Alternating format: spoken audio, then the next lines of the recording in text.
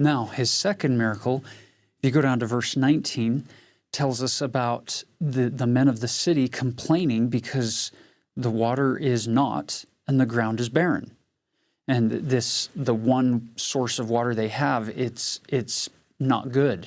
They can't use the water. When they say it's bitter, it usually means that the water has a high level of salt in it.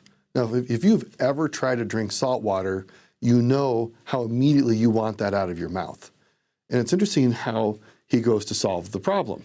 So he asks them to get a new cruse, fill it with some salt, and bring it to him. And then he takes that and he dumps it into the water. And isn't it fascinating how Jesus uses the analogy of salt in the Sermon on the Mount when he tells the people, "Ye are the salt of the earth."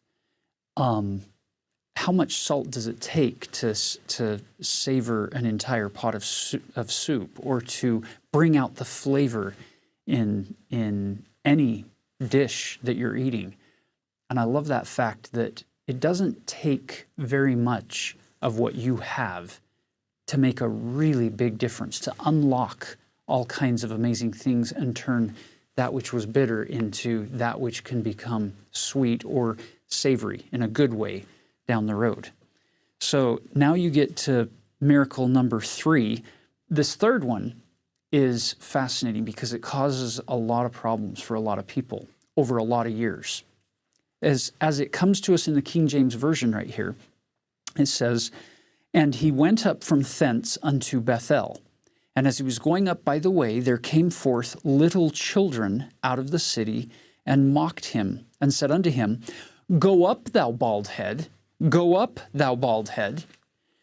Now, he's going to turn and he's going to curse those little children, and then 2 she-bears come out of the wood and tear 42 children of them.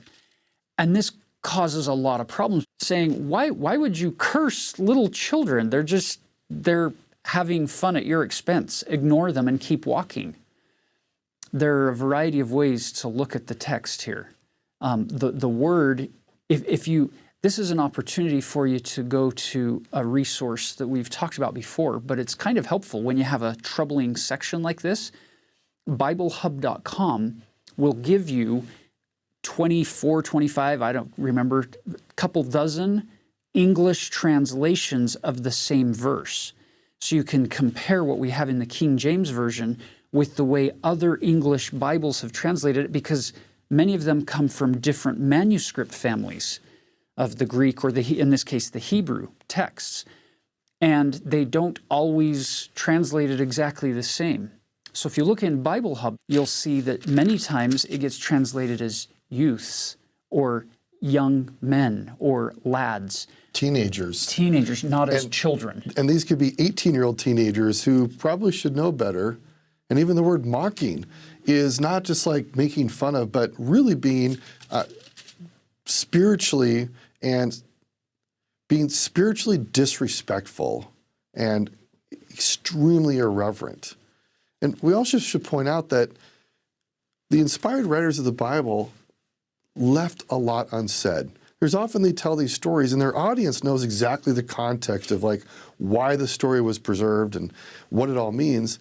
The Bible writers don't always stop and say, oh, by the way, for future readers long in the future, let's explain why mocking a prophet and why the story of these teenagers getting mauled, here's the context of why this matters and what the intention of this story is all about. So we should all just be a little forgiving at times that the scriptures don't always give us everything that we might want to understand what's going on in the story. So some of you may be wondering why the phrase, "Go up, thou bald head, go up, thou bald head." Hair is highly, highly significant in that cultural context for a variety of reasons.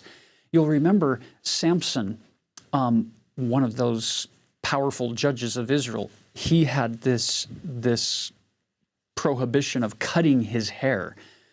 And when his hair did get cut, he lost his strength and his power. Ironically, Elijah was very hairy. We know that from back in 2 Kings chapter 1, verse 8, when it gives us his description. He was a hairy man and girt with a girdle of leather about his loins. So he's got all this hair, and apparently Elisha lacks hair.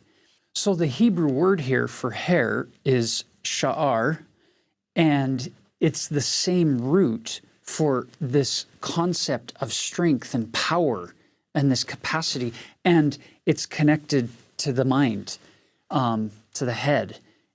And so you can picture Elijah with all of this strength flowing from him, and then his replacement doesn't have much hair, so they're mocking him. Go up, thou bald head. They're not just mocking his lack of hair, they're mocking his lack of power. He's going up to Bethel, which means house of God, the temple. So they're also making fun of him as he's on this pilgrimage to God's house, to the temple. We also have a promise for all of us that not one hair will be unaccounted for in the resurrection. Now, someone like me, I take a lot of comfort in that. So it's very interesting that these cultural things are going on. Again, the Bible writers don't pause and say, oh, by the way, in our culture, hair is a sign of power and strength and virility. And a lack of hair would suggest weakness or that you're going towards death. I mean, consider this. Dead people eventually lose all their hair. And these young men, these teenagers, seem to be saying, we have no respect for God's anointed, and we do not believe that God has power expressed through the prophet to bring salvation. Again, his name means God saves. And so the way I see this text is that these individuals are rejecting the salvation of God.